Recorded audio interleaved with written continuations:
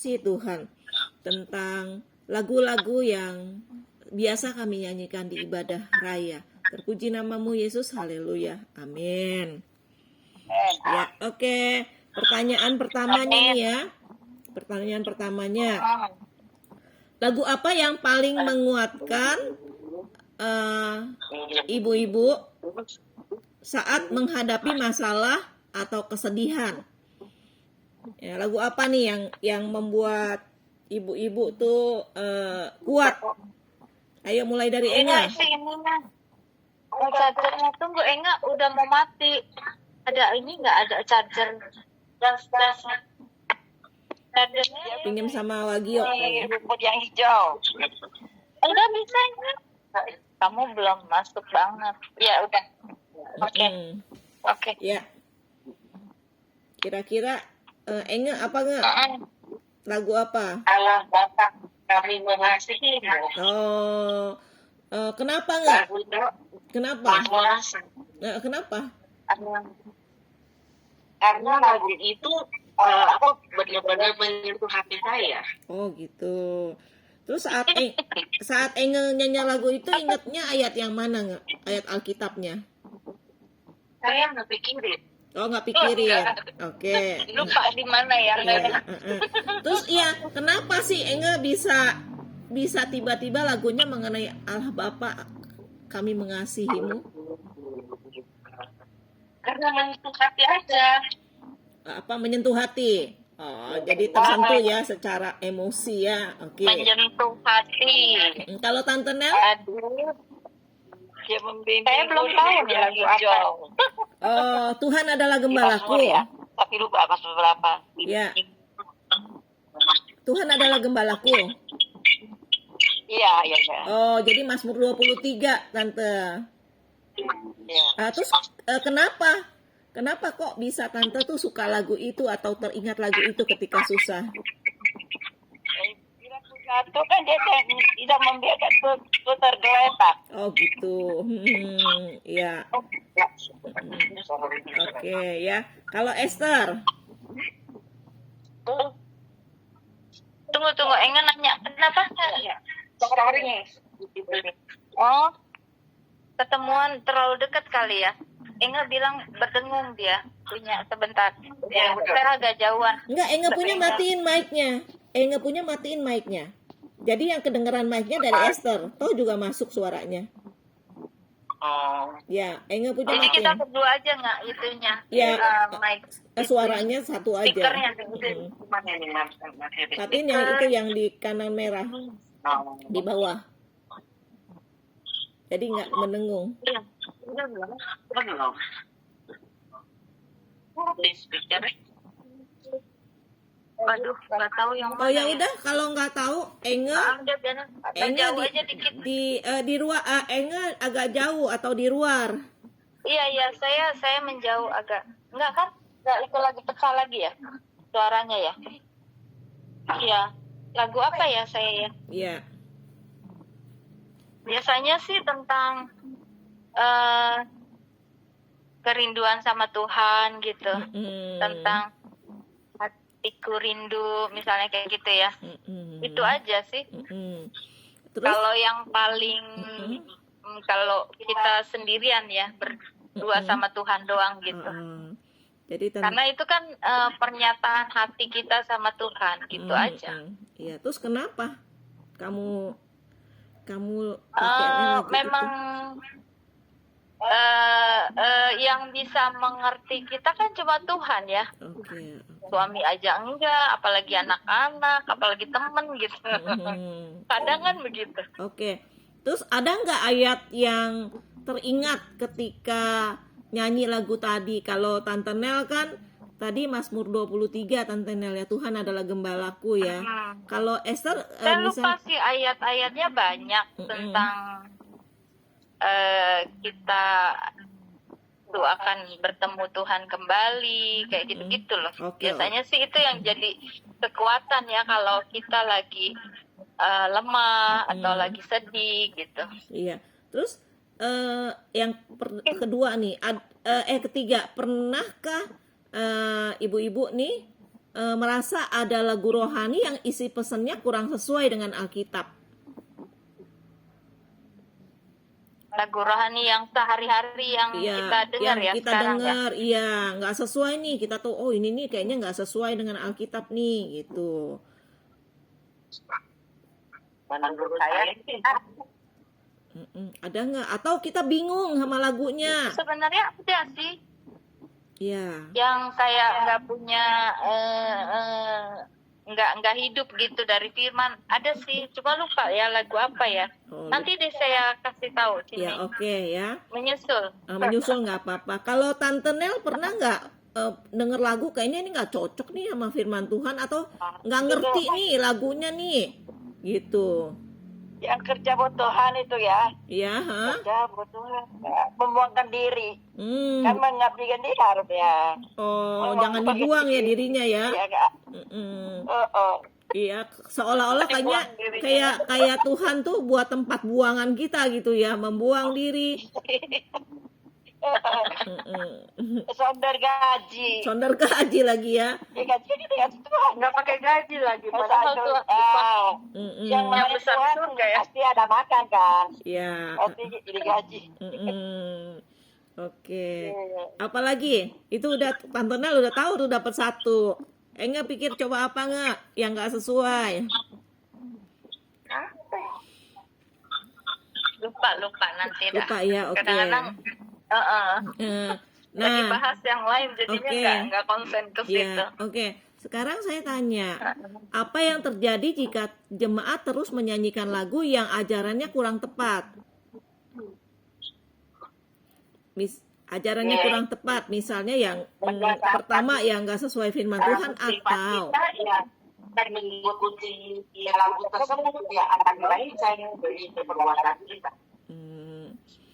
jadi istilahnya kalau menyanyikan lagu yang ajarannya melenceng bisa masuk ajaran yang nggak bener ya, nggak ya? Nggak sesuai firman Tuhan gitu Nggak ya. sesuai, nggak sesuai firman Tuhan.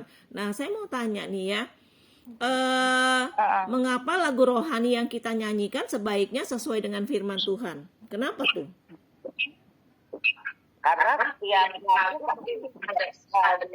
Ada maksudnya ya. inspirasi sama firman Tuhan. Oke. Inspirasinya kan harusnya dari firman Tuhan gitu. Iya. Kalau Tante Nel? Apa itu? Ya, kenapa sih lagu rohani kita nyanyi sebaiknya sesuai dengan firman Tuhan? Kenapa tuh? Oh, iya, waktu kita menyanyi itu kan membangkit semangat kita, supaya kita bisa ada semangat untuk menyanyi, untuk Oke. memuji Tuhan, masuk ke firman Tuhan. Saya supaya memicu nih ya, supaya memantik katanya orang. Bagaimana dengan lagu ini nih, ya? Ku kalahkan musuh dan melompat tembok, haleluya, haleluya. Nah, menurut teman-teman, kalau kita ketika nyanyi lagu itu, ngerti nggak ya?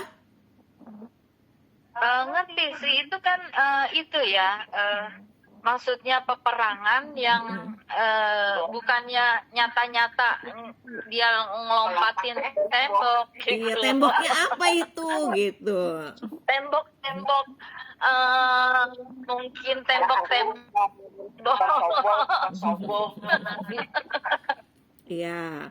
Nah, kalau kira-kira nih Tante Nel ngerti nggak nih lagu kayak itu tuh?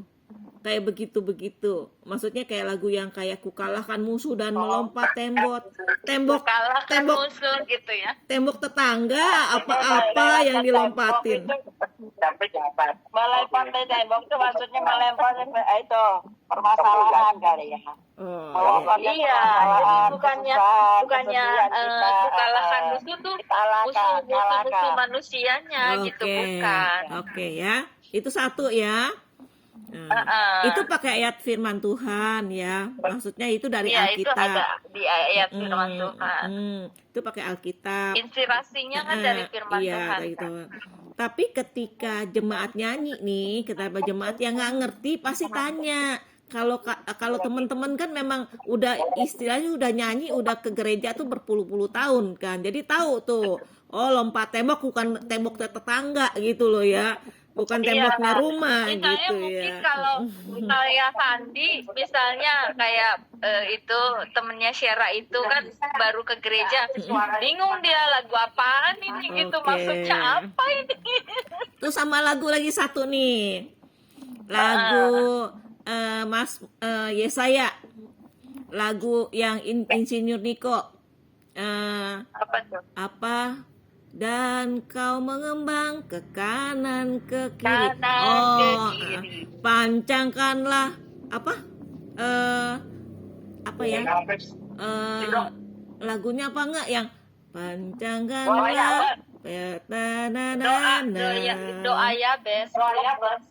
Ya, pancangkanlah tenda kediamanmu, tenda kediamanmu, jangan dan menghemat. kokohkan patok-patoknya. Nah, terus kau kan mengembang ke kanan ke kiri, Ke kiri. keturunanmu kan memperoleh bangsa-bangsa. Nah, itu parah nih. Keturunanmu kan memperoleh bangsa-bangsa. Wah, berarti anak kita harus kawin sama bangsa-bangsa gitu ya. Nah, kalau itu kan dari firman Tuhan tuh kan, benar dari firman Tuhan. Tapi ketika orang nyanyi itu kan nggak ngerti tuh, kan di situnya bilang kayak bentangkanlah tali kemahmu ya, panjangkanlah Panjangkanlah pokok patokmu, terus jangan menghemat, panjangkan talinya gitu kan. menghemat. Nah, Suruh royal dong. suruh royal.